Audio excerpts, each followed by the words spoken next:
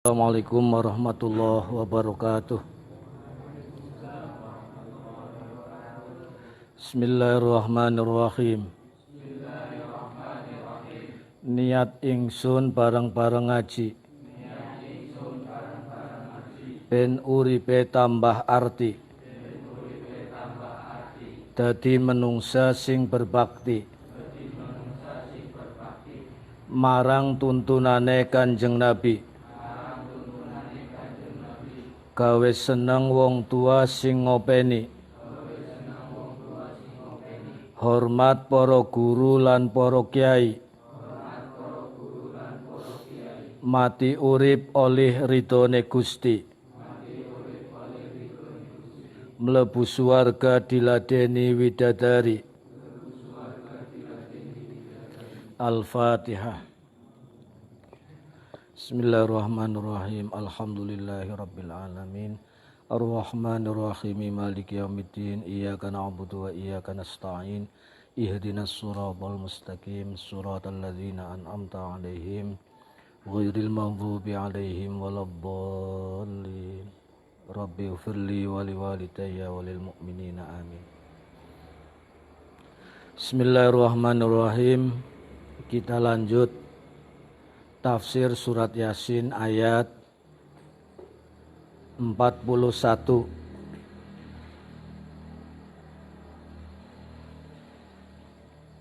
sampai dengan nanti 44.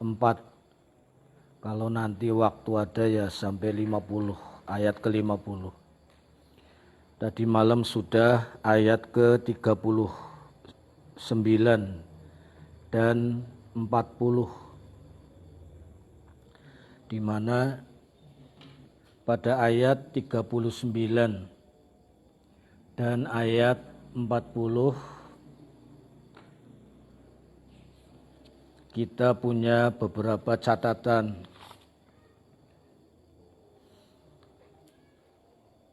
Yang pertama, pada ayat 39 dan ayat 40 surat Yasin,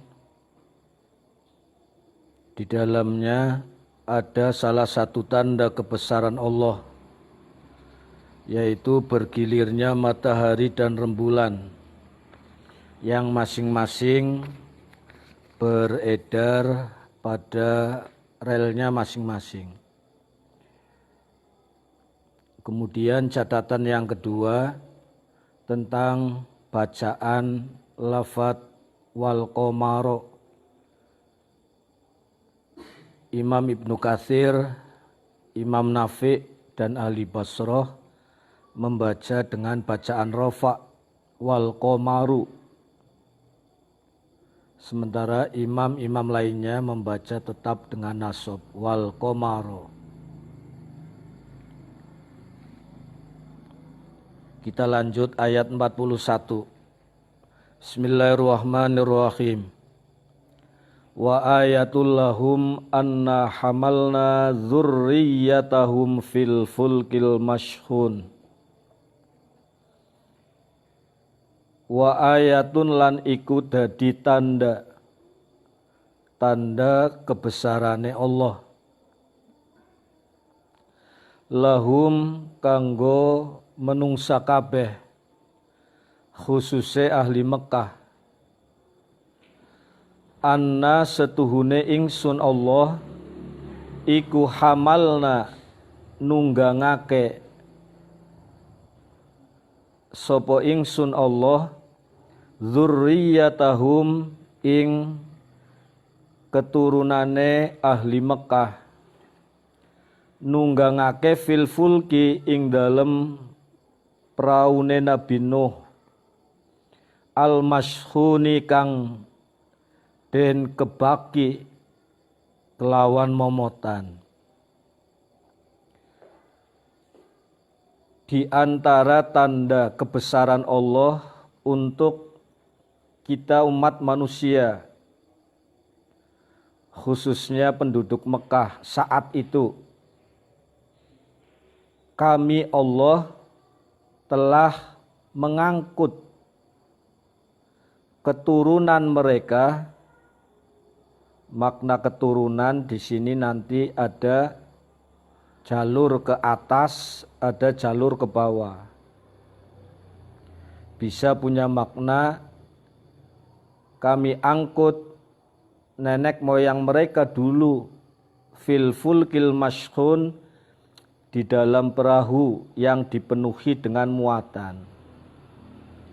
Sebelum kita bahas isi, qara'a ahlul Madinah, ada perbedaan bacaan lagi di antara para ulama. Qara'a maca sapa ahlul Madinah, penduduk kota Madinah, wa ahlus Syam, juga penduduk negeri Syam, wa Ya'qub, dan Imam Ya'qub. Penduduk ahli Madinah dan ahli Syam membaca kalimat dzurriyyatahum dengan bentuk jamak bil jam'i. Mereka tidak membaca dengan kalimat dzurriyyatahum, tapi mereka membaca dengan kalimat dzurriyyatihim dengan bentuk jamak, dzurriyyah, dzurriyyatun, dzurriyyat, itu jamak muannas salim. Jadi ahli Madinah, ahli Syam membaca ayat wa ayatul lahum anna hamalna dzurriyyatihim fil fulkil mashhun. Bedanya apa? Cuma sedikit. Kalau yang membaca dengan kalimat dzurriyyatahum itu berarti memakai bentuk tunggal. Kalau yang baca dengan kalimat dzurriyyatihim berarti mereka membaca dengan bentuk jamak gitu. Di antara tanda kebesaran Allah untuk umat manusia adalah saat kami, kata Allah, mengangkut nenek moyang mereka, keturunan mereka penduduk Mekah, fil fulkil mashhun, di dalam perahu yang penuh dengan muatan. Wal muradu bidzurriyah, yang dikehendaki dengan lafadz dzurriyah iku al-aba'u, orang tua, wal ajdad, kakek nenek. Wa ismu dzurriyah yaqa'u alal aulad, bisa juga nama dzurriyah itu jatuh pada yang namanya anak dan seterusnya. Jadi kalau melihat kalimat ini, makna dzurriyah itu bisa ke atas, bisa ke bawah gitu loh. Ketika kita mendengar ada orang menyebutkan kata-kata dzurriyah, berarti bisa bermakna bapak, kakek, dan seterusnya ke atas. Ya, bisa juga punya makna aulad, anak, cucu, dan seterusnya. Nah, maka kalau kalian dengar Imam Tahlil itu membaca wa ala alihi wa ashabihi wa dzurriyyatihi, ya kan? Wa usuli. Kalau usul berarti hanya ke atas, asal usul, ya kan? Gitu. Wa furu', kalau furu'ihi berarti anak, ya, ke bawah atau ke samping saudara. Tapi kalau kata dzurriyyah itu bisa ke atas, bisa ke bawah. Lafadz al-mashhun pada ayat 41, ayil mamlu'ah, artinya yang dipenuhi dengan muatan. Di antara tanda kebesaran Allah untuk umat manusia, bagaimana Allah itu memuatkan muatan di atas perahu, di tengah lautan. Bagaimana perahu itu yang penuh dengan muatan itu tidak tenggelam. Ya, walaupun secara zahir ada yang namanya mesin, ada yang namanya baling-baling, iya kan? Namun hakikatnya yang membuat perahu itu bisa berlayar dengan selamat itu adalah Allah. Wal muradu bil fulki, adapun yang dikehendaki dengan perahu di sini adalah safinatun Nuhin alaihi salatu wassalam. Yang dikehendaki dengan perahu pada ayat ini, ayat 41, adalah perahunya Nabi Nuh saat itu. Seperti tadi malam saya katakan bahwa ada pendapat bahwa manusia itu terbagi dua fase ya. Fase Nabi Adam alaihissalam sampai dengan Nabi Nuh itu habis oleh banjir bandang. Lah, kita yang sekarang hidup termasuk penduduk Mekah saat itu adalah generasi dari orang-orang yang ikut pada saat itu pada kapal atau perahunya Nabi Nuh, termasuk kita gitu loh. Wa haula'i min nasliman humila ma'anuh. Mereka semuanya bangsa Arab termasuk kita iku min nasliman adalah keturunan orang humila ma'anuhin yang naik, yang dimuat beserta Nuh saat itu. Wa kanu fi aslabi abaihim, saat itu kita semuanya termasuk bangsa Mekah saat itu fi aslabi abaihim masih dalam ini, masih dalam tulang rusuk orang tuanya. Kita semuanya nasi pada jadi benih lah saat itu loh. Fi aslabi abaihim.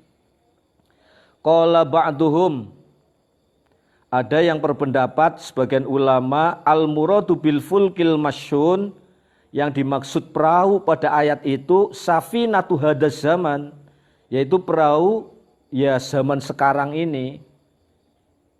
Wa dzurriyyatuhum, adapun yang dimaksud keturunan mereka fis safinah, yang ada di dalam perahu allati tajri fil bahri, yang berlayar di lautan.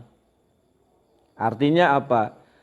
Antara pemaknaan tempo dulu ya dengan pemaknaan konteks sekarang sama saja.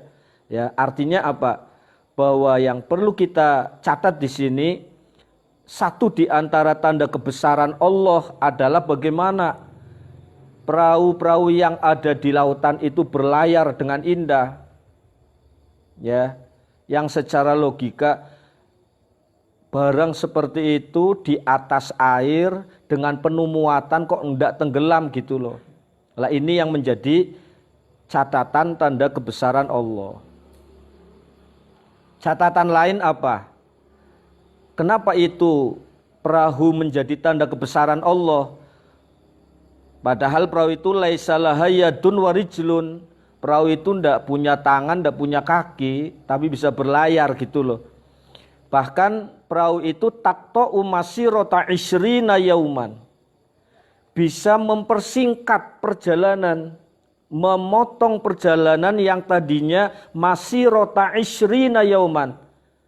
Yang mestinya kalau ditempuh dengan jalan kaki itu perjalanan kurang lebih 20 hari. Ketika dengan perahu cukup fi yaumin wahidin, cukup sehari. Ini loh salah satu tanda kebesaran Allah.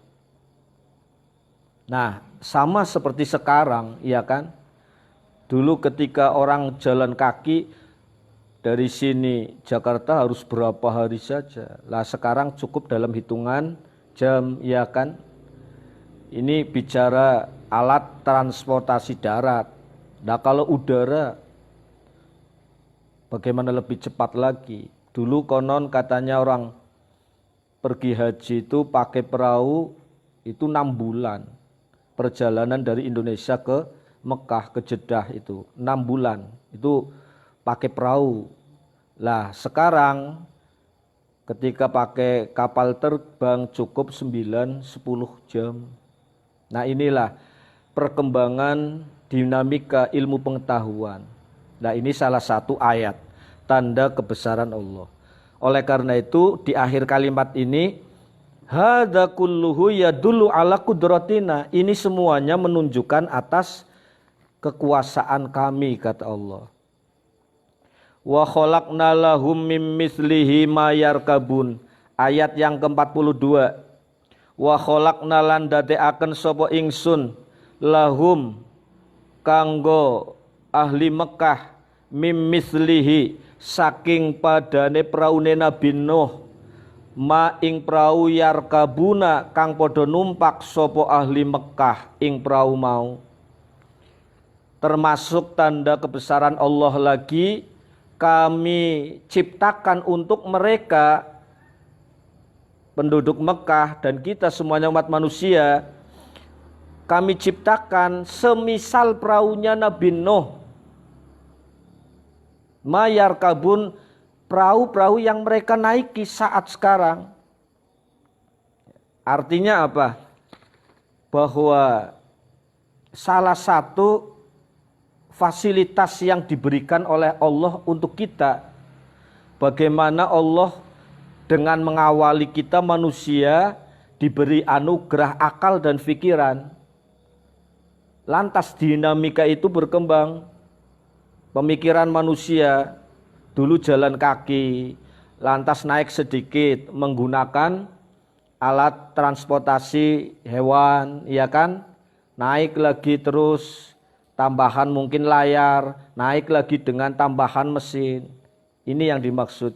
Wa khalaqna lahum mim mithlihi ma yarkabun. Kami ciptakan juga semisal perahu-perahunya Nabi Nuh.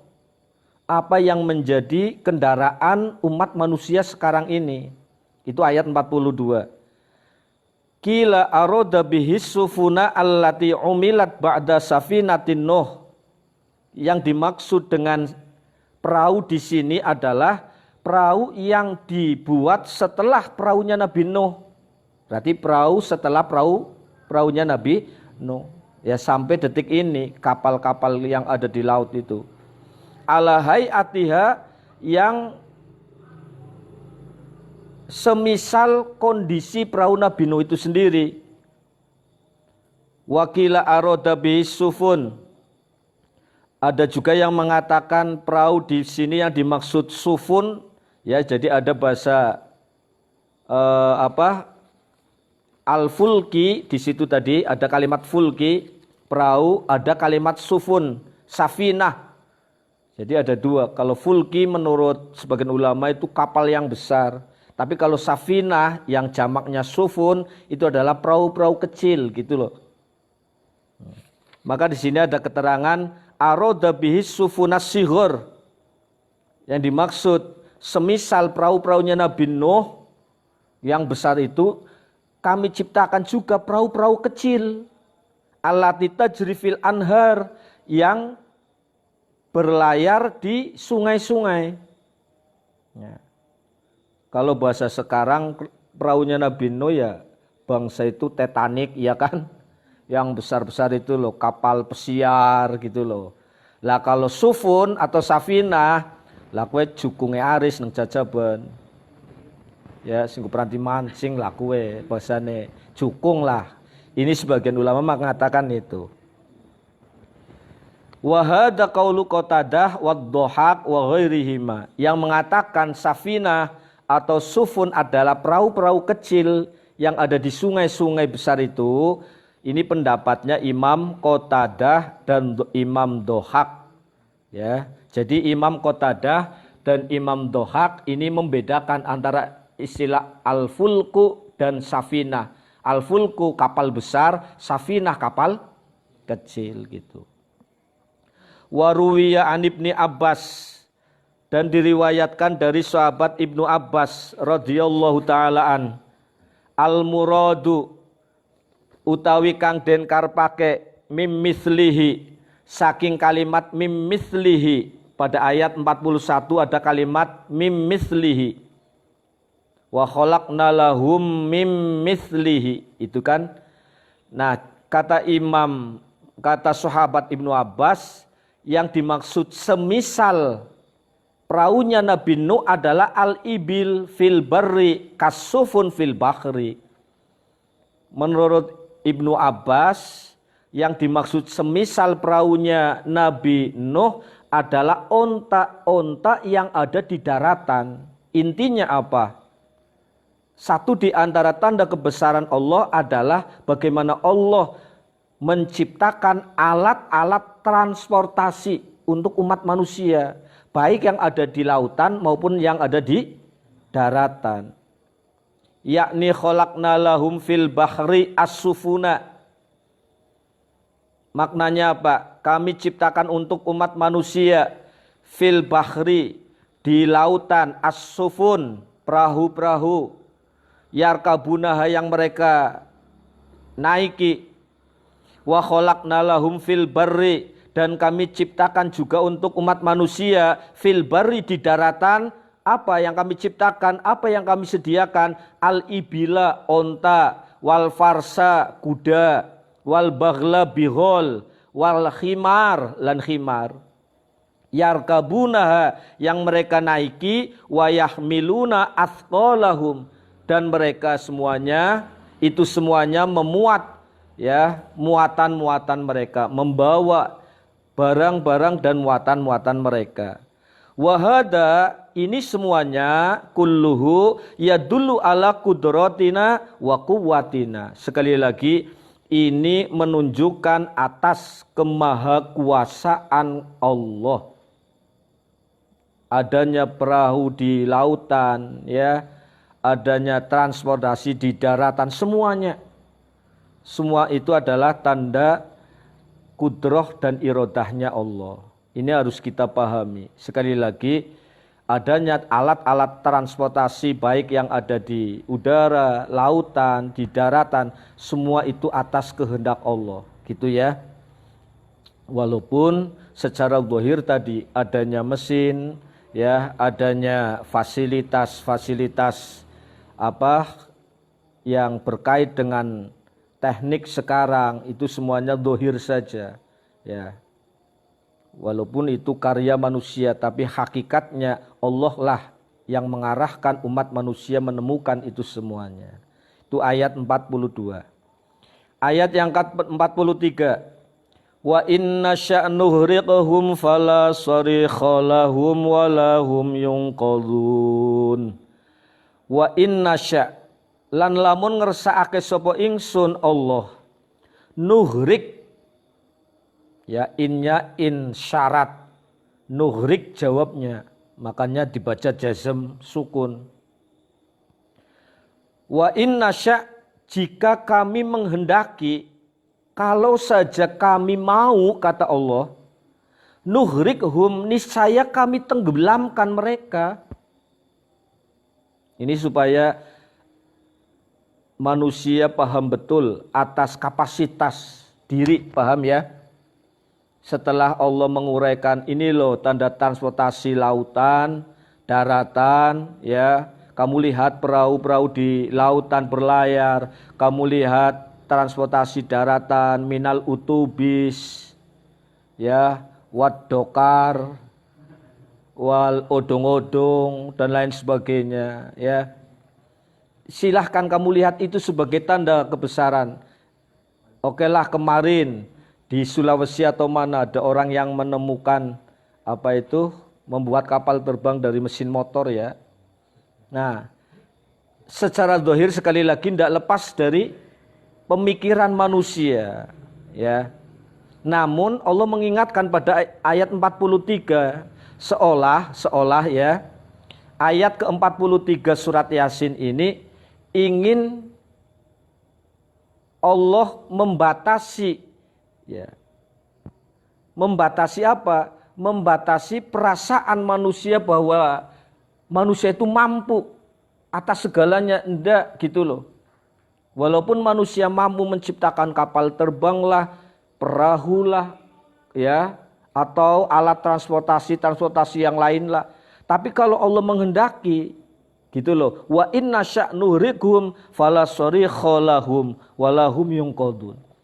Andai saja kami menghendaki, niscaya kami tenggelamkan mereka. Fala sarikha, maka tidak akan ada penolong lahum bagi mereka, walahum yungqadun, dan pasti mereka tidak akan terselamatkan.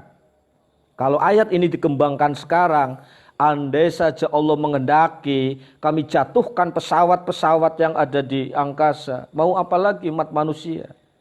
Lion Air, ya kan? Terus apa lagi yang kemarin?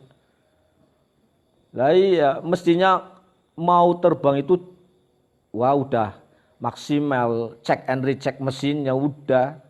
Tapi ada saja yang jatuh bahkan hilang di tengah hutan belantara. Ada yang jatuh ke dasar lautan. Ini kalau mau dikembangkan, andai saja kami menghendaki kami tenggelamkan mereka, kami jatuhkan pesawat mereka, kami tabrakkan bis mereka, angkutan mereka, kalau kami menghendaki. Kalau sudah Allah menghendaki adanya kecelakaan seperti itu, fala sorikho lahum, tidak akan ada satupun yang mampu menjadi penyelamat untuk mereka ketika Allah sudah menghendaki adanya kecelakaan. Walahum yungqadun, dan mereka pasti tidak akan terselamatkan. Aila muhitsalahum, artinya tidak ada penolong bagi mereka.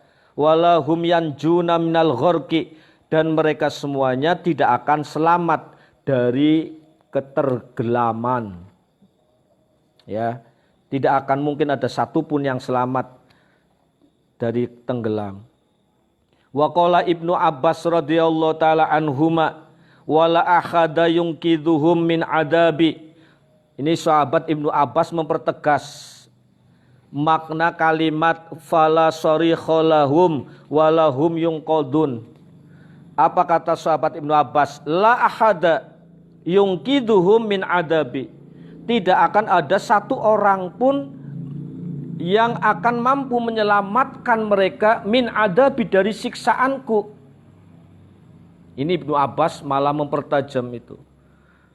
Ya, andai tenggelamnya sebuah kapal, jatuhnya sebuah pesawat, tabrakannya sebuah bis atau mobil adalah bentuk azabnya Allah, maka tidak akan ada satupun orang yang mampu menyelamatkan mereka. Kalau sekali lagi Allah sudah menghendaki.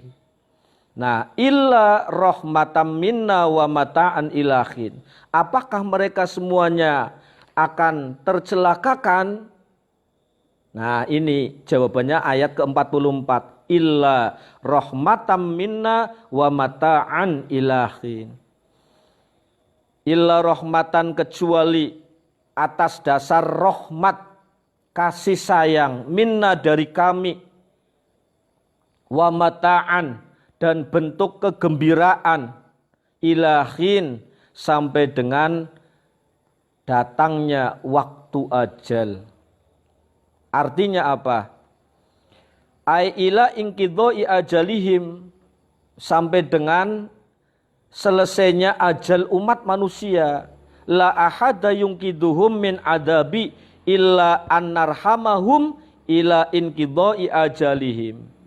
Tidak ada satu orang pun yang mampu menyelamatkan manusia yang sudah dikehendaki oleh Allah untuk celaka. Tidak ada satu orang pun, ya, yang mampu menyelamatkan umat manusia dari siksaan Allah, dari musibah Allah, illa annarhamahum, kecuali jika kami Allah menurunkan rahmat untuk mereka, ila inqidha'i ajalihim, sampai dengan selesainya ajal kita. Ya, mau tabrakan tidak jadi, kalau tabrakan ya dilalah, duduknya di tengah-tengah. Ya kan, mau tabrakan dilalah terjadi macet, bisa jadi. Ya, dulu ketika jamaah haji tahun 90 yang terjadi kecelakaan terowongan Mina, ya, saya baru mengiyakan, membenarkan manakala kita lihat sendiri di sana, ya, banyak korban dari Kabupaten Tegal saat itu. Lah, ayah saya selamat gara-gara apa? bisnya macet. Dari Arafah, ya, dari Arafah menuju Mina itu enggak jauh, Mas. Paling kurang lebih jarak 3-5 km lah dari sini Selawi, Benjaran. Masa ditempuh waktu 5 jam? Ya memang pada saat puncak pelaksanaan ibadah haji, semua jamaah haji itu kumpul di Arafah. Dan proses dari Arafah ke Musdalifah, dari Musdalifah ke Mina, ini diangkut. Jadi pergerakan bis itu setiap saat. Landilalah disuruh selamat, ya bisa terlambat, macet. Mestinya ditempuh cukup dengan 10-15 menit sampai 5 jam. Ini satu contoh. Ya. Lah, bagi mereka yang tidak macet malah kena menjadi korban terowongan Mina saat itu. Lah ini antara pemahaman kita tentang masyiah Allah, ya, kehendak Allah tidak mungkin dibendung oleh satu orang pun. Kalau Allah sudah menghendaki orang itu celaka, ya tidak ada satupun orang yang bisa menghalangi. 100 dokter pun didatangkan, ya. Berapapun banyak orang didatangkan untuk menolong, tidak bakalan. Itu loh. Ini maksud jadi kalimat illa rahmatam minna wa mata'an ilahin. Jadi tidak ada satupun yang bisa menjadi sebab keselamatan umat manusia illa rahmatan.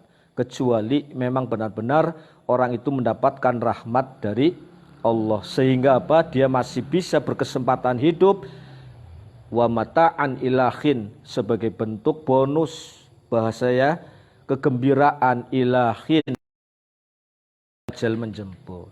Itu ayat 44. Ayat yang ke-45. Wa idza qila lahum muttaqu ma baina aydikum wa ma khalfakum la'allakum turhamun. Nanti ayat ke-45 sampai ke ayat 50 ini merupakan tindak lanjut dari peringatan Allah kepada orang-orang kafir Mekah dan termasuk kita semuanya. Ya. Dari mulai ayat 39, 40, 41 sampai 44. Ini punya maksud kita disuruh mengambil pelajaran dari apa yang terjadi pada umat-umat terdahulu gitu. Nah, munculnya azab Allah kepada satu komunitas tertentu, ya, karena keingkaran mereka, karena kekufuran mereka. Ambillah itu sebagai pelajaran untuk kita, maksudnya gitu. Oleh karena itu, pada ayat 45 Allah mengingatkan kepada orang-orang kafir Mekah dan termasuk kita lah.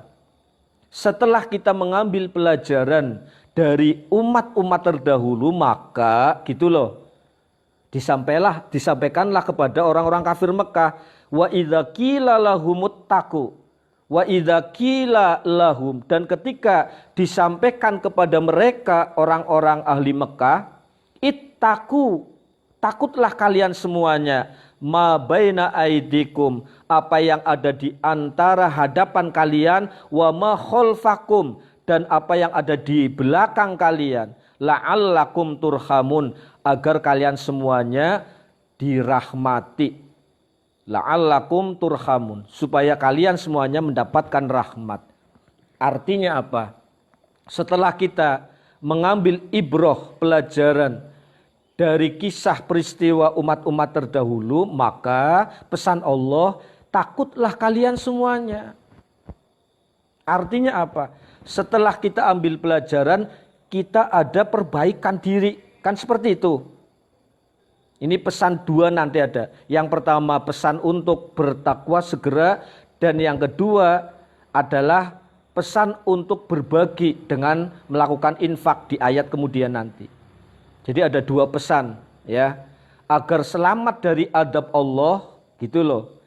Sebagaimana azab yang diturunkan kepada umat-umat terdahulu, maka pada ayat 45 nanti sampai 50 ada dua pesan catatan penting. Bertakwalah dan berinfaklah. Ini kalau kita mau ngambil pelajaran dari orang-orang kafir Mekah nanti. Sebab mereka menolak. Disuruh takwa ya emoh, disuruh berinfak juga mereka enggan. Nanti alasannya di belakang. Al-muradu bima baina aidikum ad-dunya. Yang dikehendaki dengan kalimat ma baina aidikum. Ini kalau makna secara tekstualnya, apa yang ada di hadapan kalian. Takutlah kalian terhadap apa yang ada di hadapan kalian. Maksudnya apa? Yakni ihdharuha wala taqrabuha. Artinya yang dimaksud takutlah terhadap apa yang ada di hadapan kalian sekarang, maksudnya adalah dunia. Ini makna pertama.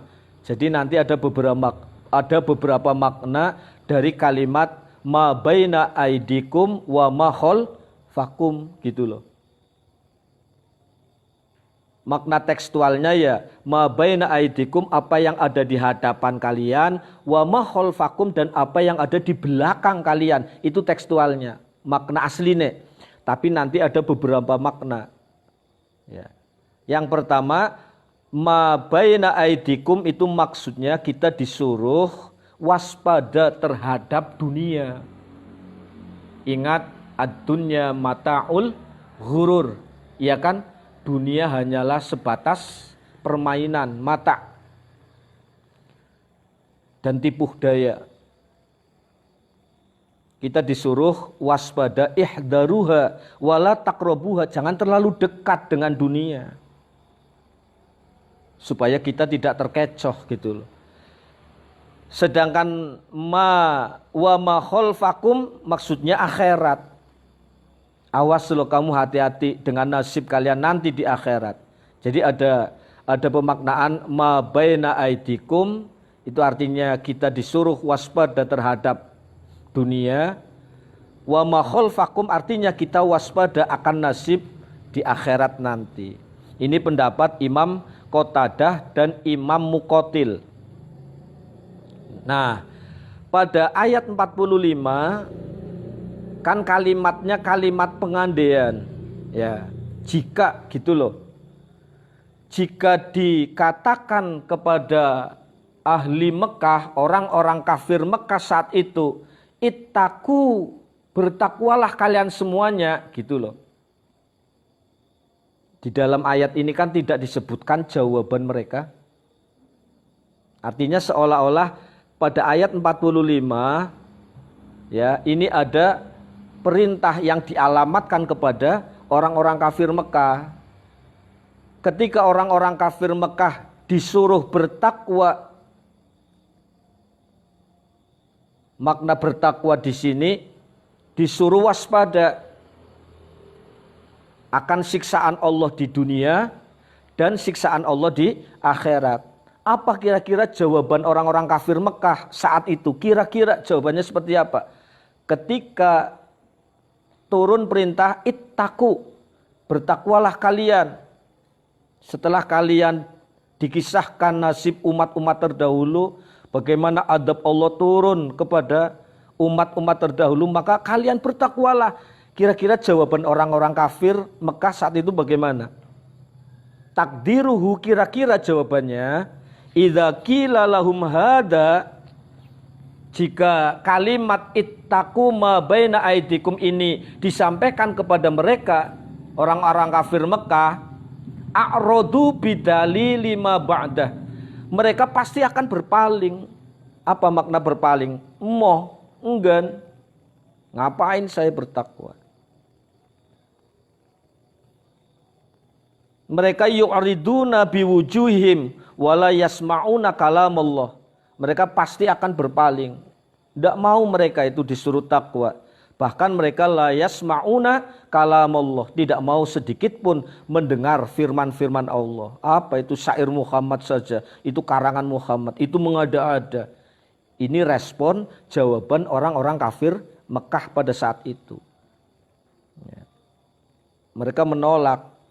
Nah, kalau kita mudah-mudahan yang kita miliki adalah kalimat sami'na wa atokna. Ketika kita disuruh ittaku, maka yes, Kami siap mendengar dan kami juga siap untuk mentaati. Mudah-mudahan kita keduman kalimatnya itu.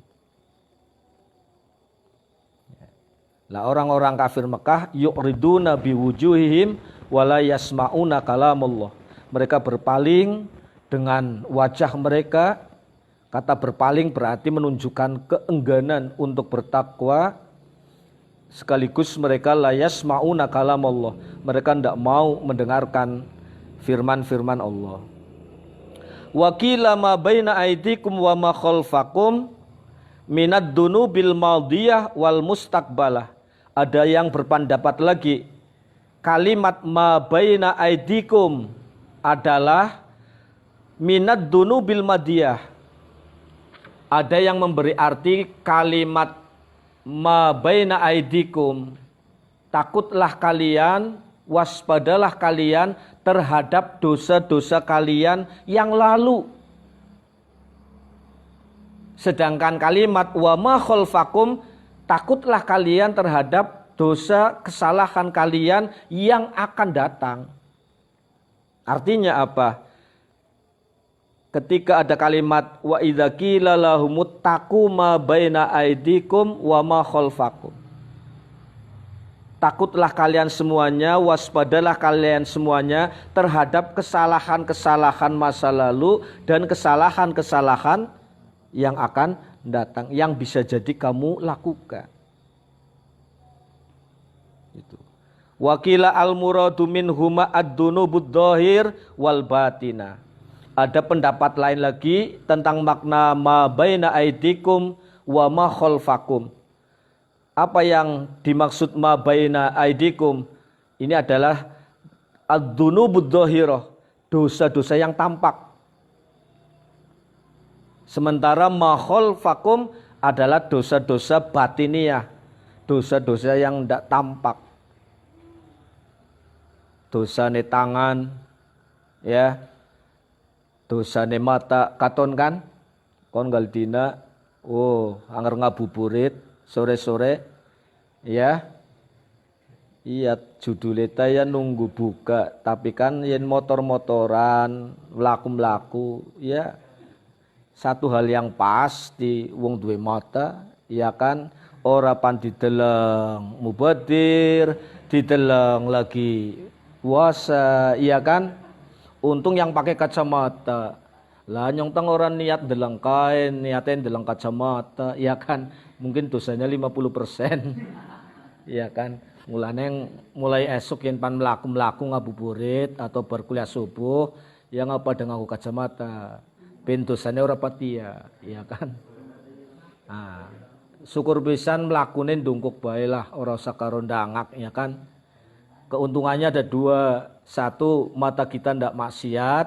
Yang kedua, siapa tahu ada dompet jatuh, ya kan? Tuh. La ma khalfakum, lafat wa ma khalfakum itu maksud dosa-dosa batiniyah. Dosa ati kita, ya, niat-niatan buruk, ya. Semacam niatan dendam, pikiran-pikiran kotor dan lain sebagainya itu dzunubul batinah, dosa-dosa batin. Ini ada yang maknakan itu. Wa qila al-muradu ma baina aidikum minal adabi alladzi yanzilu minas sama wa ma khalfakum minal adabi alladzi yakhruju minal ardi. Pendapat yang terakhir tentang makna ma baina aidikum wa ma khalfakum, yang dimaksud ma baina aidikum adalah adab Allah yang turun dari langit. Itu makna ma baina aidikum. Sementara ma khalfakum wa ma khalfakum adalah azabnya Allah yang keluar dari bumi. Ini ada beberapa pemaknaan tentang seputar kalimat ma baina aidikum wa ma khalfakum. Ayat yang ke-46. Wa ma ta'tihim min ayatim min ayati rabbihim illa kanu anha mu'ridin. Wa ma ta'tihim min ayatin, min ayati rabbihim illa kanu anha mu'ridin. Wa ma ta'tihim lan ora nekani ing ahli Mekah min ayatin saking ayat, min ayati rabbihim saking ayat-ayate pangerane ahli Mekah, illa kanu kejaba ono sapa ahli Mekah anha saking ayat-ayat mau iku mu'ridina padha mlengos kabeh. Tidak ada satupun ayat yang turun datang kepada penduduk Mekah saat itu dari ayat-ayatnya Allah, kecuali mereka penduduk Mekah semuanya pada berpaling. Gitu loh. Tidak ada satu dari sekian banyak ayat yang turun kepada penduduk Mekah kecuali mereka pada berpaling. Makna berpaling sekali lagi menolak, ya, enggan menerima ayat-ayatnya Allah. Ini ayat 46. Ini penegasan, ya.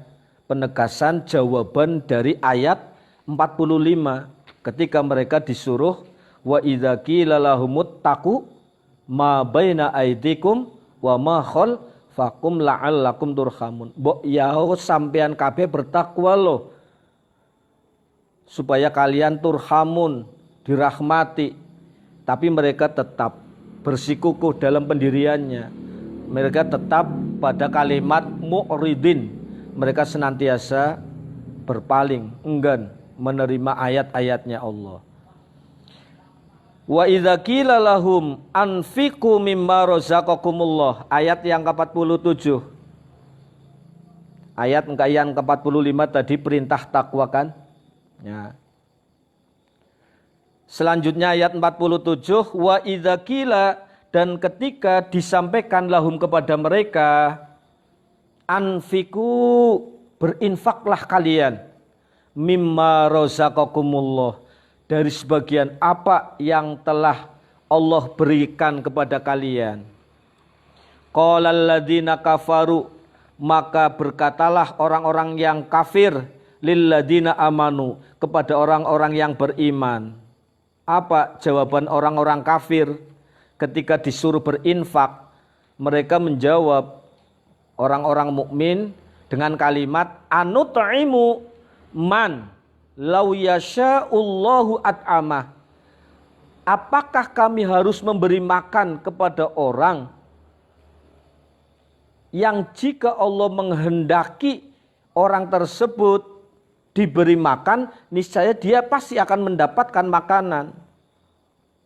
Apa makna jawaban orang-orang kafir ini ketika disuruh infak? Gitu loh. Dzalika annal mu'minina qalu lil kuffari Makkah. Hal ini disebabkan pada saat itu orang-orang mukmin berkata kepada orang-orang kafir Mekah, anfiku alal masakin. Sedulur, tolong kalian berinfaklah kepada orang-orang miskin. Mimma rohibtum min amwalikum, dari sebagian apa yang kamu senangi dari harta-harta kalian.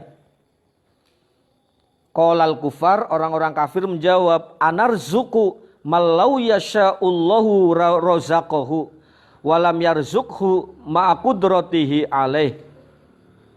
Singkatnya jawaban orang-orang kafir gini, seolah orang-orang kafir itu menimpakan kepada masyiah Allah gitu loh. Lo ngapain? Kami harus berinfak kepada orang yang kalau memang Allah nggak menghendaki orang itu mendapatkan rezeki, ya nggak bakalan dapat. Udah biarin aja, kalau memang nanti Allah ngasih makan ya orang itu pasti akan makan. Bukan wilayah kami harus untuk berbagi. Itu urusannya Allah gitu loh. Nek pancen wong mau dinakie ditakdir oleh rezeki, yang kok oleh rezeki lah sing Gusti Allah. Tanpa harus lewat kami, harus berinfak gitu loh. Itu orang-orang kafir jawabnya seperti itu. Paham maksudnya ya? Jadi seolah mereka orang-orang kafir itu membodohkan kepada masyiah kehendaknya Allah. Itu hanya sebatas alibi saja, alasan gitu loh. Pada sejatinya orang-orang kafir enggan berbagi, tapi dia berkilah dengan kalimat mayyasha. Kalau memang Allah menghendaki ya dia nanti dapat rezeki sendiri. Kalau memang Allah menghendaki ya nanti mereka makan. Lah kalau toh kami tidak mau memberi berarti mereka memang hari ini tidak ditakdir untuk mendapatkan itu loh. Wa hadza mimma yatamassaku bil bukhala. Nah ini kalimat-kalimat seperti ini menjadi pegangan orang-orang yang bakhil. Yaquluna dengan mengatakan la nu'ti man harramahullahu rizqah.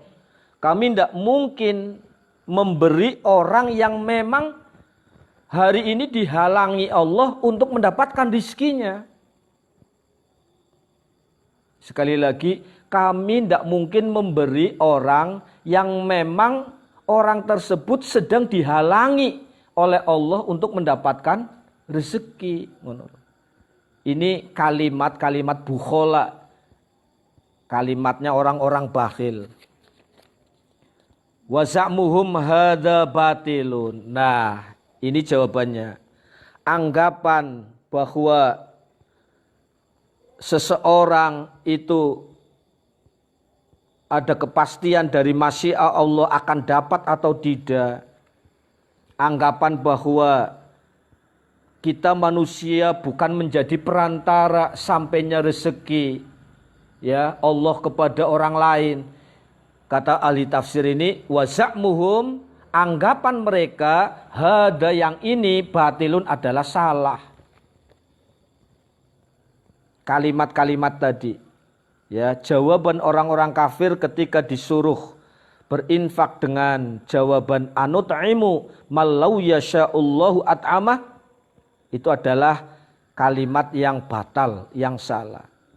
Li'anna Allah ta'ala aghna ba'da khalqih. Alasannya apa? Karena memang sudah menjadi apa? Sunatullah, bahwa Allah memang sementara waktu memberikan kekayaan kepada sebagian makhluknya, kepada sebagian manusia. Wa afqara ba'dahum, dan juga Allah memberikan kefakiran kepada sebagian manusia yang lain. Sudah menjadi sunatullah. Sebagian menjadi orang yang aghnia, kaya, sebagian menjadi minal fukere, iya kan? Tapi semuanya itu baik yang aghnia maupun yang fukoro sama nilainya di hadapan Allah sebagai ibtilaan. Catat kata-kata ibtila. Semata-mata dua-duanya adalah cobaan. Itu loh. Maka sering saya sampaikan ya, salah satu makalah Syekh Ibn Athaillah di dalam kitab Hikam itu loh. Ada kalimat malam yukbil alallah bimulatafatil ihsan kuyida bisala silil imtihan. Semua kita, semua umat manusia termasuk kita pasti akan dihadapkan kepada Allah. Pasti akan menghadap Allah. Hanya ada dua kendaraan untuk kita menghadap kembali kepada Allah. Apa? Mulatafatil ihsan, kelembutan anugerah. Dan yang kedua salah silil imtihan, berbagai macam rantai cobaan. Ya. Oleh karena itu hidup ya isinya hanya ada dua. Kalau ndak sehat ya sakit. Kalau ndak kaya ya minal fukere, ya kan. Kalau ndak laku ya jomblo, ya kan. Itu loh. Maka kemarin di dalam kitab Kifayatul Atqiya ya, bahwa kita itu setiap hari dihadapkan pada 4 waktu kan? Iya ndak? Ingat ndak? 1 waktu taat, ada waktu maksiat. Yang ketiga apa? Waktu nikmat. Yang keempat waktu cobaan. Ya isinya hidup hanya 4 itu. Saat sekarang kita ada pada posisi mana? Alhamdulillah jam ini, detik ini, mudah-mudahan ini bentuk ketaatan kita kan? Iya ndak? Nggak tahu besok kita masih dalam ketaatan atau jangan-jangan rubah pada posisi kemaksiatan.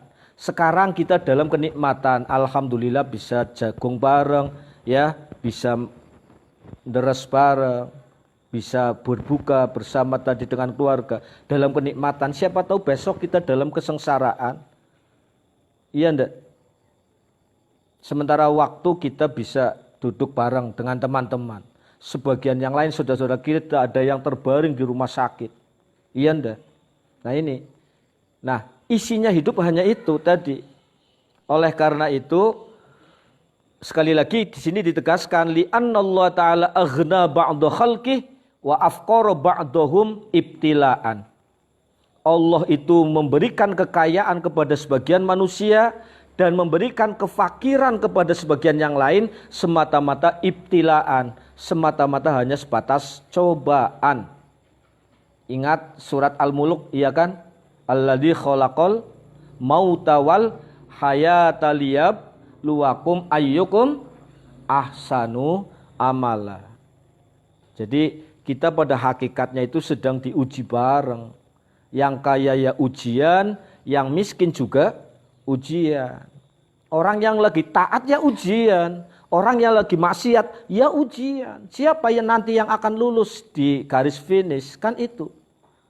Siapa yang akan selamat sampai tujuan? Gitu loh. Ini hidup.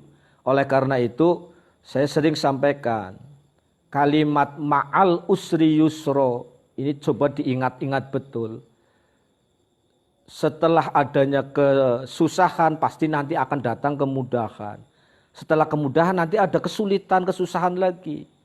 Makanya ketika saya lihat anak-anak yang habis pengumuman kelulusan ya, itu dengan berkonvoi, coret-coret ngapain? Toh setelah itu bakal musmet lagi ya kan? Mau musmet lagi. Emang ada akhirnya itu, apakah itu kelulusan itu kebahagiaan akhir? Enggak. Wong hidup di dunia ini isinya hanya soal demi soal.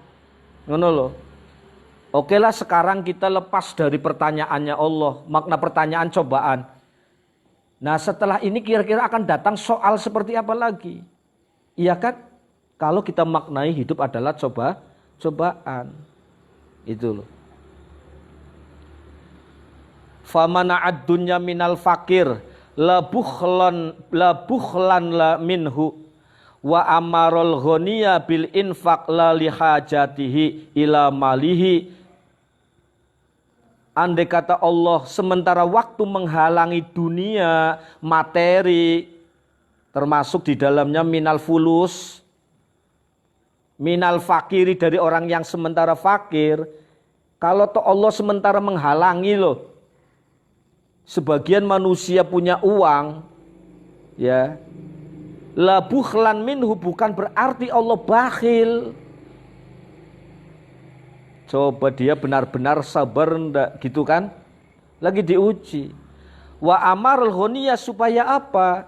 Supaya Allah memerintahkan yang kaya bil infak, berbagi. Maka saya tempo waktu mengatakan bahwa salah satu hakikat hidup adalah tali dan jembatan. Kita semuanya adalah wasilah. Iya kan? Kita itu hidup adalah menjadi tali untuk orang lain. Masing-masing kita itu tali, Mas. Masing-masing kita adalah jembatan. Ngono loh. Bagaimana yang kaya menjadi jembatan rezeki untuk yang miskin. Bagaimana yang pintar menjadi jembatan mereka yang masih bodoh. Bagaimana yang kuat menjadi jembatan mereka yang masih lemah. Jadi hidup adalah tali. Ngono loh. Baliyab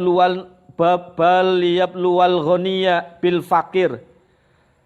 Akan tetapi semua itu untuk mencoba yang kaya bil fakir terhadap orang yang fakir. Fima farrodolahu terhadap apa yang difardukan oleh Allah untuk orang yang kaya. Apa? Minal infak, wujudnya berbagi.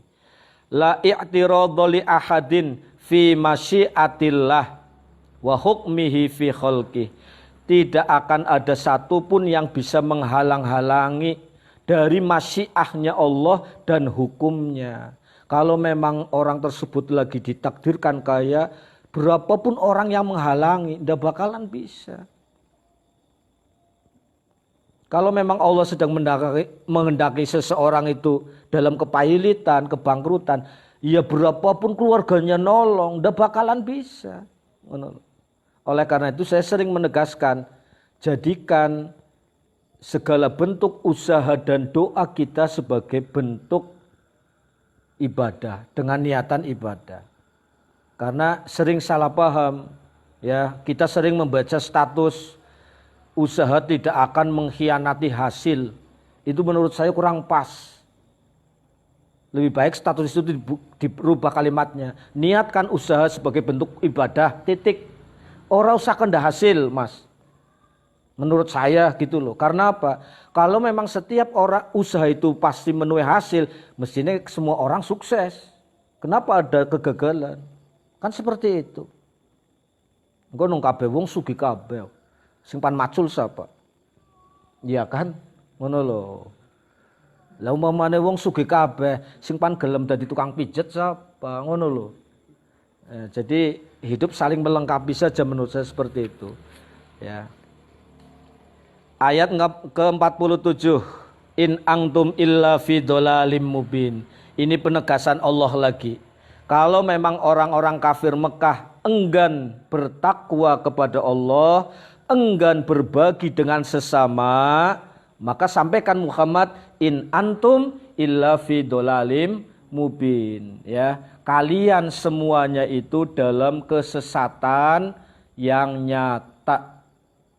Dituduh nadalan kok ndak mau, berarti antum fi dhalalim mubin. Ini makna ayat ke-47. Ayakulul kufaru lil mu'minin ma antum illa fi khotoin fi ittibaikum Muhammadan. Ada yang mengatakan kalimat in antum illa fi dhalalim mubin.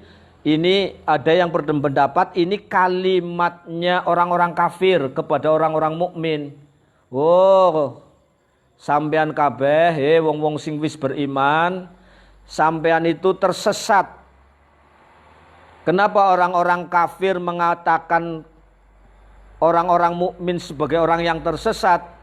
Sebab ittibaikum Muhammadan, karena telah mengikuti baginda Nabi Muhammad. Jadi orang-orang kafir mengatakan orang mukmin justru yang sesat, gitu loh. Karena mengikuti agama Nabi Muhammad, gitu loh. Lah Quran sebaliknya, justru orang kafirlah yang fi dhalalim mubin. Al-asahhu in antum illa fi dhalalim mubin. Justru yang tepat kalimat ayat 47 surat Yasin ini adalah datang dari Allah untuk dialamatkan pada orang-orang kafir Mekah saat itu. Ka'annahu yaqulullah ta'ala, seolah-olah Allah berkata kepada orang-orang kafir Mekah saat itu, ayyuhal kufar, hai orang-orang kafir, in antum, sesungguhnya kalian illa fi dhalalim mubin. Kalian semuanya lah justru yang ada di dalam kesesatan yang nyata sesat. Wa taquluna kalaman hatta la ta'tus shadaqata lil masakin. Dan kamu mengatakan ucapan, ya, mengada-ada kalimat sampai-sampai kalian tidak mau berbagi sedekah dengan orang-orang fakir miskin.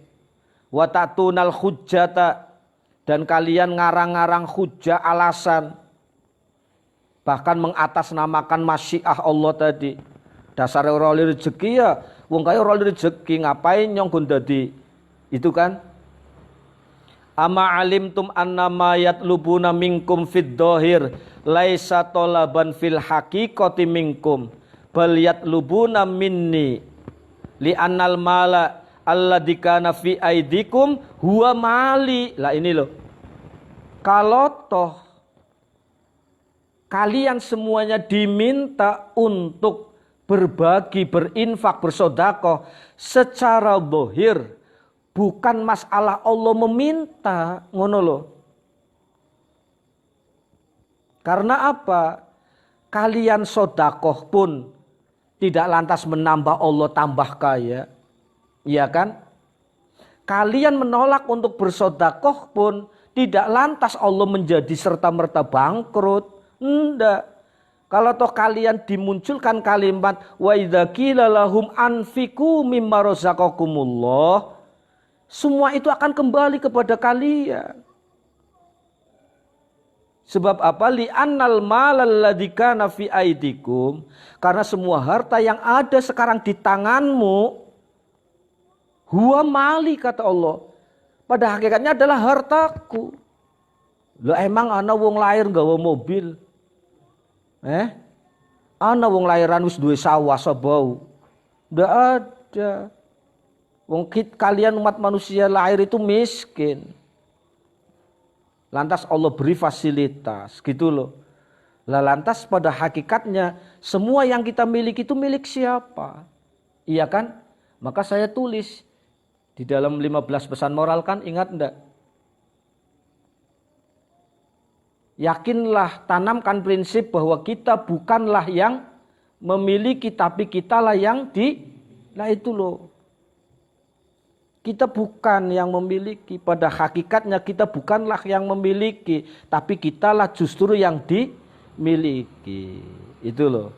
Oleh karena itu dilanjut dengan pesan moral berikutnya. Jadikan segala apa yang kita miliki dan alami sebagai kendaraan untuk meraih keridhaan dan kerelaan Allah. Ya, dulu ketika saya kuliah, saya kan kos-kosannya depan jalan raya. Ketika melihat ada seorang wanita nyetir mobil, saya ikut senang. Pakai jilbab lagi orangnya. Oh, berarti wong Islam mana sing sugih ya. Saya saat itu punya pikiran seperti itu. Lantas saya berandai-andai, ya Allah, kalau memang besok saya diberi kesempatan bisa beli kendaraan, penginlah engkau ngaji bareng-bareng karo kanca-kanca, main ke kiai siapa itu. Artinya apa? Sangatlah bersyukur sekali jika kalian kelak punya banyak fasilitas, yang dengan fasilitas itu kalian bisa mendekatkan teman-teman lain menuju jalan-jalan Allah, gitu loh.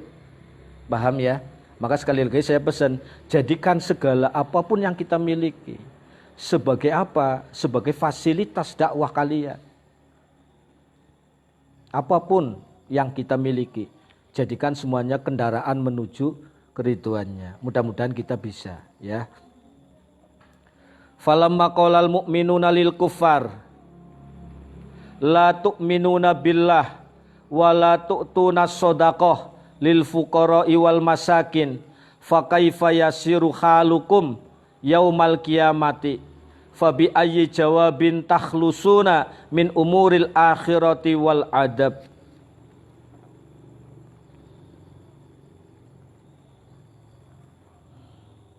Ketika orang-orang mukmin sudah mengingatkan, ya, lewat ayat-ayat Allah, orang-orang mukmin sudah mengingatkan, mbok yo sampean kabeh bertakwa lo, yen pengin selamat min adabillah, mbok ya wong sampean podo infak lo, kalau memang pengen selamat dari adab Allah. Kan ada dua pesan, ittaqu ma baina aidikum wa ma khol. Pesan yang kedua, anfiqu mimma razaqakumullah. Pesan takwa dan pesan berinfak. Ketika orang-orang mukmin mengingatkan orang-orang kafir, disuruh untuk bertakwa, disuruh untuk berbagi. Faqolal kuffar, kata orang-orang kafir, kalau memang ketakwaan, berinfak dan berbagi akan menjadi penyelamat untuk kami dari siksaan dunia maupun akhirat, terlebih siksaan akhirat, maka orang-orang kafir lantas balik bertanya, Wa yaquluna mata hadzal wa'du in kuntum shadiqin. Mereka orang-orang kafir berkata, kapan datangnya janji itu? Kalau memang kalian semuanya adalah orang-orang yang benar. Jadi maksud ayat 48 maksudnya apa? Ketika orang-orang mukmin mengingatkan orang-orang kafir Mekah saat itu, ayo sampean pada takwa, ayo sampean pada berbagi sih, karena ketakwaan, bersodakoh dan berbagi itu akan bisa menjadi bekal, gitu loh. Akan menjadi bekal untuk kehidupan akhirat nanti. Lah orang kafir malah balik bertanya, kapan hari akhir itu? Ngono loh maksudnya. Wa yaquluna mata itu artinya kapan? Hadzal wa'du, mata, kapan janji itu akan datang? In kuntum shadiqin, jika kalian orang-orang yang mukmin, orang yang benar. Ai fi maqultum min umuril akhirati wal adab. Faqala Allah Ta'ala mujiban lahum, maka lantas Allah turunkan ayat yang ke-49 sebagai jawaban dari pertanyaan orang-orang kafir yang mempertanyakan mata hadzal wa'du in kuntum shadiqin. Jadi ayat ke-48 itu sanggahan sekaligus pertanyaan orang-orang kafir tentang datangnya hari akhir. Lantas Allah turunkan ayat ke-49 sebagai bentuk jawaban. Apa jawaban Allah? Ma yang duruna illa sayhatan wahidatan ta'khuduhum wahum yakhisimun. Ma yang duruna ora bakal ngenteni sapa wong-wong kafir. Mereka tidak akan menanti hari akhir itu illa sayhatan wahidatan, kecuali dengan satu kali tiupan, ta'khuduhum yang akan mampu merenggut mereka semuanya, wahum yakhisimun, sementara mereka sedang berselisih. Dengan kalimat lain, makna ayat 49, orang-orang kafir Mekah tidak akan menanti lama datangnya hari kiamat. Tidak perlu mereka itu menunggu. Sebab datangnya hari akhir, datangnya kiamat itu cukup soyhatan wahidatan. Cukup dengan satu kali tiupan Israel. Di saat mereka sedang berselisih, mereka sedang melakukan transaksi jual beli, bisa jadi mereka sedang bisa jadi berlomba syair atau yang lain. Wahum yakhisimun, di saat orang-orang sedang melakukan transaksi-transaksi lain, bisa jadi kiamat datang soihatan wahidatan, dengan satu kali tiupan. Qala Ibnu Abbas radhiyallahu anhuma al-muradu minas soihati an-nafkhatul ula. Yang dimaksud dengan kalimat soihah, ya, tiupan adalah nafkhatul ula, tiupan malaikat Israfil yang pertama. Nafkhatul ula, tiupan yang pertama. Itu diistilahkan dengan nafkhatul kiamat. Ada yang mengistilahkan dengan nafkhatus syokki, tiupan yang mengejutkan semua umat manusia. Nanti ada nafkhatus sani, ada nafkhatus saniyah, tiupan kedua, itu yang dinamakan nafkhatul ba'si, tiupan untuk kebangkitan umat manusia.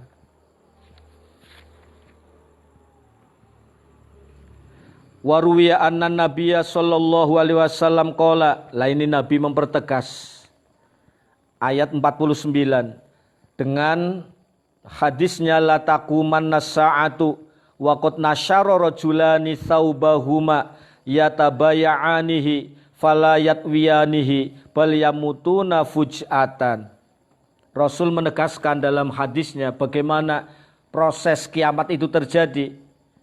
La taqumanna sa'ah, sungguh kiamat itu akan terjadi sementara ada dua orang sedang menggelar dagangannya. Fala yatwiyanihi, mereka belum sempat melipat ya dagangannya, bal yamutuna fujiatan, mereka sudah meninggal dengan spontanitas, sekonyong-konyong meninggal. Bagaikan orang yang menggelar dagangannya belum sempat ya merapikan dagangannya, kiamat sudah terjadi. Wala taqumanna sa'atu bahwa rajulu qad rafa'a latahu ila fih fala yut'imuha. Sungguh kiamat itu akan terjadi sementara ada seorang sedang mengangkat makanannya ya untuk dimasukkan ke dalam mulutnya, fala yut'imuha, maka dia belum sempat memasukkan makanan itu, sudah taqumus sa'ah, terjadilah kiamat. Wala taqumanna sa'atu warrajulu yasqi masyiyatahu wala yarfa'u qadamaihi. Sungguh kiamat juga akan terjadi ketika ada seseorang yang sedang memberikan minum kepada binatang ternaknya, belum sempat memindahkan kakinya, sudah terjadi kiamat. Wala taqumanna sa'atu warrajulu yarfa'ul mizana wala yahfaduhu. Sungguh akan terjadi kiamat sementara orang mengangkat timbangannya, belum sempat menurunkan timbangan, sudah terjadi kiamat. Ini penegasan baginda Nabi betapa singkatnya nanti terjadinya kiamat itu. Illa soihatan wahidatan. Fala yastati'una tausiyata wala ila ahlihim yarji'un. Di akhir ayat 50 Allah menegaskan fala yastati'una, mereka umat manusia tidak akan mampu untuk saling berwasiat. Aila yakdiruna alal iso, tidak sempat lagi ketika tiupan Israfil sudah datang, sudah umat manusia tidak lagi sempat saling mengingatkan, saling berwasiat. Ila ahlihim yarji'un, dan mereka semuanya wala ila ahlihim yarji'un, dan mereka tidak bisa kembali kepada keluarganya. Yang lagi di pasar ya mati di pasar, yang lagi di pantai ya mati di pantai, yang lagi di sawah ya mati di sawah, belum sempat kembali kepada keluarga mereka masing-masing. Illa soihatan wahidatan, semuanya akan mati seketika itu. Wa nufikha fis suri wallahu a'lam bissawab. Al-Fatihah.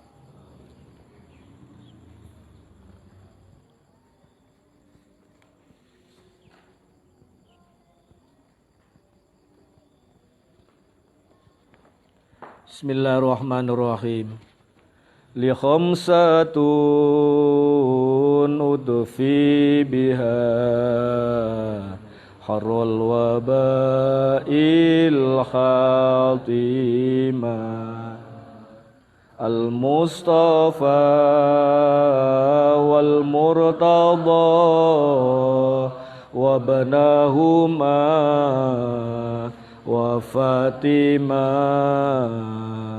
ilahana ja'altana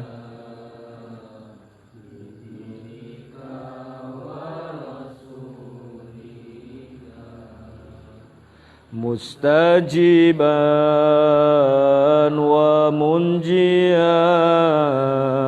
bifadli aliyatin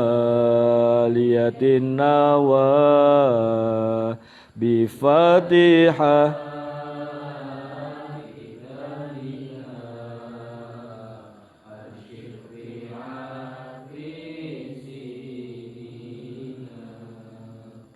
birushdika wa judika sabbid ala uyunina fi qalbina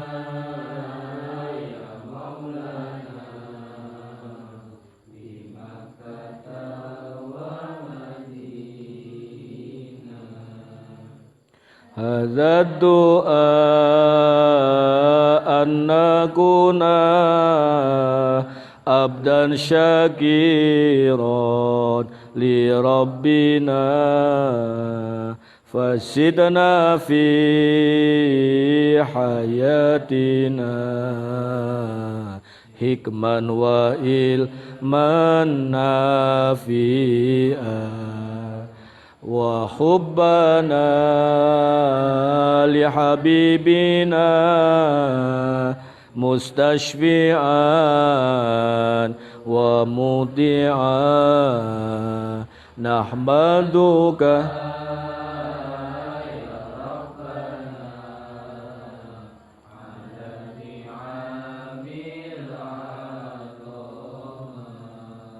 وصلى الله المصطفى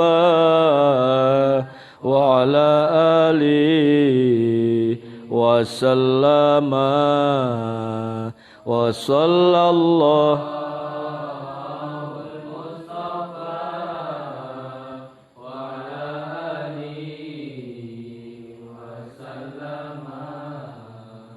لخمسة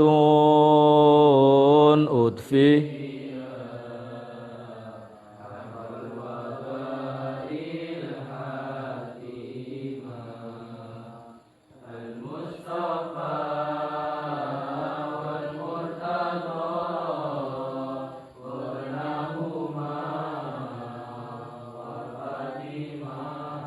Taqabbalallahu minna wa minkum. Taqabbal ya karim. Al-afu minkum. Wassalamualaikum warahmatullahi wabarakatuh.